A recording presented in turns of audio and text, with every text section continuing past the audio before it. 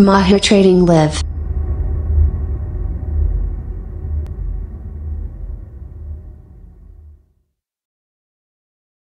Assalamualaikum warahmatullahi wabarakatuh. Selamat datang kembali di channel Mahir Trading Live.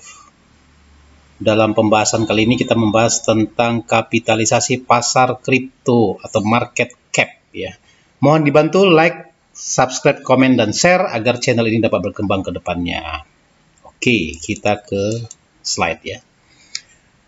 Metrik yang sama pentingnya adalah total kapitalisasi pasar dari seluruh industri kripto. Dalam beberapa hal ini dapat digunakan sebagai estimasi nilai kumulatif dari industri blockchain dan kripto yang ada. Menghitung kapitalisasi pasar suatu proyek mata uang kripto relatif sederhana, meskipun sebagian besar pengamat akan membandingkan kapitalisasi pasar dari masing-masing proyek. Ada baiknya juga untuk mengawasi gambaran yang lebih besar. Nilai total semua aset kripto jauh lebih besar dari sekedar Bitcoin atau Ethereum, meskipun keduanya adalah proyek teratas yang diberi peringkat berdasarkan kapitalisasi pasar masing-masing. Semua agregator data kripto utama melaporkan total kapitalisasi pasar kripto, membuat kita relatif mudah untuk mengawasi matriks ini. Tapi apa artinya dan apa pengaruhnya terhadap pasar? Silakan dibaca terus ya. Apa itu kapitalisasi pasar kripto? Sering disebut sebagai cap pasar atau market cap ya. Kapitalisasi pasar adalah nilai pasar saat ini dari suatu jaringan mata uang kripto. Dihitung dengan mengalihkan pasokan beredar aset kripto tersebut dengan harga 1 unit. Jadi, katakanlah kita memiliki dua jaringan, Alice Coin atau Bob Coin contohnya ya. Alice Coin memiliki total pasokan 1000 koin dan semuanya beredar.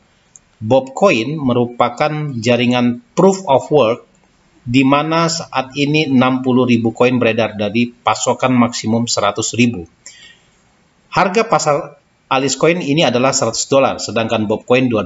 Koin mana yang memiliki kapitalisasi pasar lebih besar? Jadi kapitalisasi pasar adalah pasokan beredar dikali harga. Ya, ini kapitalisasi pasar Alice Coin adalah 1000 ya. 1000 koin yang beredar dikalikan harganya $1.100 jadi 100.000. Kapitalisasi pasar Bob Coin 60.000 kali $2 berarti 120.000. Jadi walaupun meskipun satu Bob Coin 50 kali lebih murah dibandingkan satu Alice Coin, nilai jaringan Bob Coin masih lebih tinggi dari nilai Alice Coin. Apa itu kapitalisasi pasar kripto? Total kapitalisasi pasar menggambarkan nilai total semua Bitcoin, altcoin, stablecoin, dan token dan semua aset kripto lainnya di pasar. Metrik ini dianggap penting oleh banyak orang karena menunjukkan ukuran industri secara keseluruhan. Nah, ini contoh chart dari total market capitalization ya. Karena volatilitas pasar mata uang kripto yang relatif tinggi, nilainya cenderung sedikit bergeser. Selama 6,5 tahun pertama keberadaan mata uang kripto, total kapitalisasi pasar tidak pernah melebihi dari 20 miliar US dollar. Sejak puncak terbaru pada 770 miliar US dollar di tahun 2018, terdapat fluktuasi dalam jumlah ratusan miliar ya. Nah, sekarang ini totalnya kalau nggak salah 2,3 triliun US dollar ya untuk total Bitcoin, altcoin, token, dan lain-lainnya yang beredar di seluruh dunia. Dan terdiri dari 15.000 koin ya, dan 400-an DEX ya, atau checks ya, atau bursanya ya. Mengapa total kapitalisasi pasar kripto itu penting? Kapitalisasi pasar kripto gabungan sering digunakan sebagai dasar perbandingan dengan sektor lain dalam ekonomi yang lebih luas. Misalnya, banyak analis sering membandingkan total kapitalisasi pasar kripto dengan kapitalisasi pasar logam mulia atau saham. Mengapa harus dibandingkan?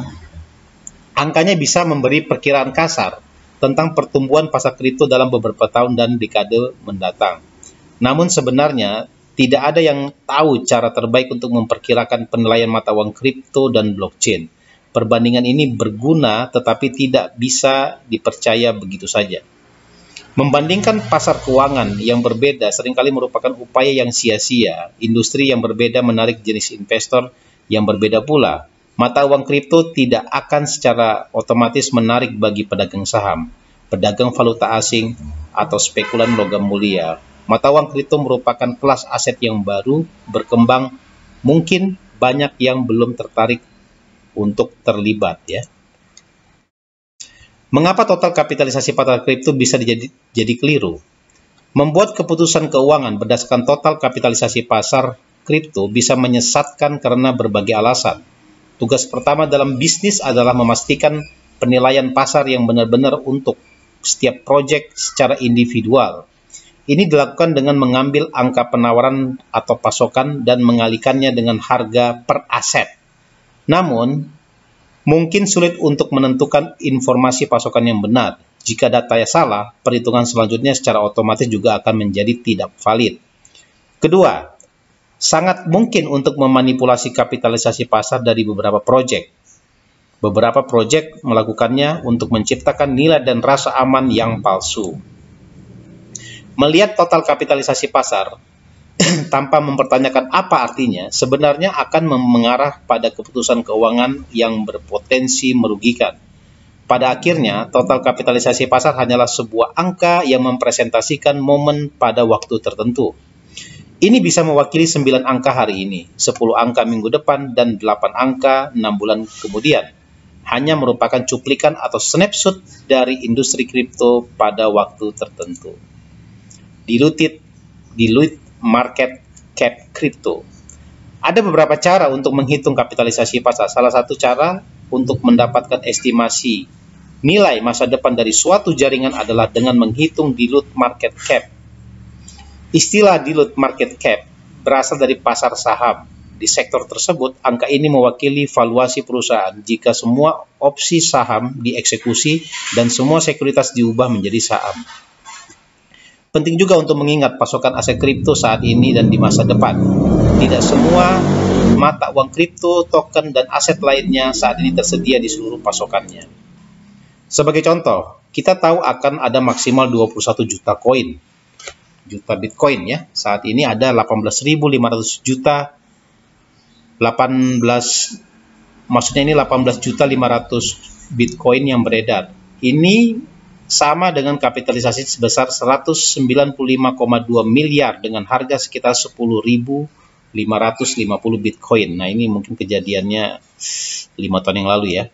Menghitung dilute market cap akan mempertimbangkan pasokan maksimum Bitcoin. Karena itu, kita mengambil 21 juta dengan mengalihkannya dengan harga Bitcoin saat ini sebesar 10.550. Hasilnya adalah dilute market Bitcoin yang setara dengan sekitar 221,5 miliar US dollar. Konsep yang sama dapat diterapkan ke semua aset kripto lainnya di pasar. Dilute market cap hanya mengambil harga aset saat ini dan mengalihkannya dengan pasokan maksimum yang akan beredar, mempertimbangkan bagaimana harga aset ini berfluktuasi. Ini sama sekali bukanlah metrik yang tepat, namun dapat membantu menentukan apakah suatu aset mungkin dinilai terlalu rendah atau under value, atau dinilai terlalu tinggi atau over value.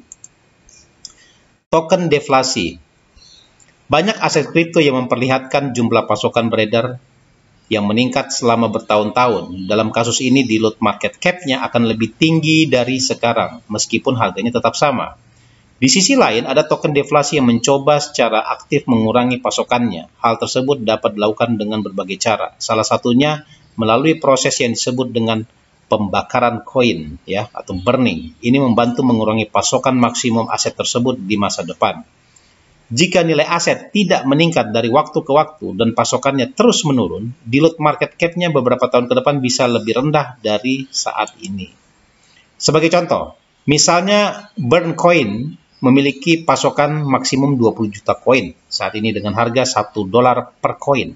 Namun tim memutuskan untuk membeli kembali token dari pasar dan membakarnya, mengurangi pasokan maksimum menjadi 18 juta Burn Coin. Setelah pengumuman pembakaran koin, harga Burn Coin tetap di $1. Meskipun pembakaran koin akan terjadi di masa depan, kita dapat menghitung dilute market cap-nya sebagai berikut. 18 juta Burn Coin kalikan $1 berarti 18 juta dolar.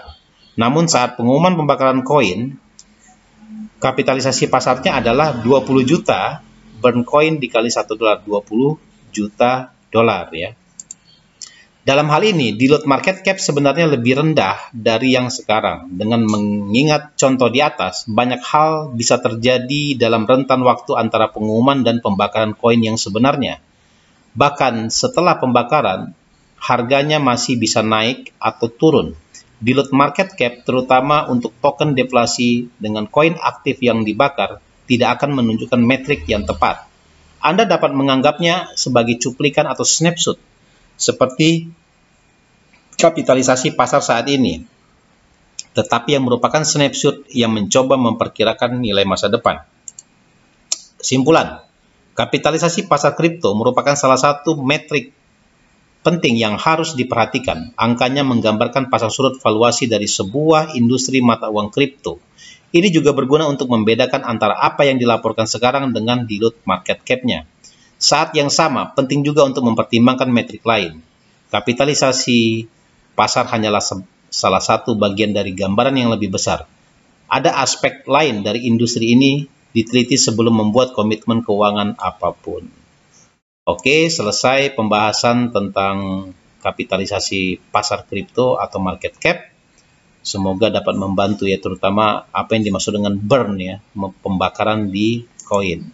Mohon dibantu untuk di follow akun medsos dari Mahir Trading Live, agar teman bisa terbantu ya yang baru belajar masuk ke industri kripto. Oke, sekian, terima kasih. Wassalamualaikum warahmatullahi wabarakatuh.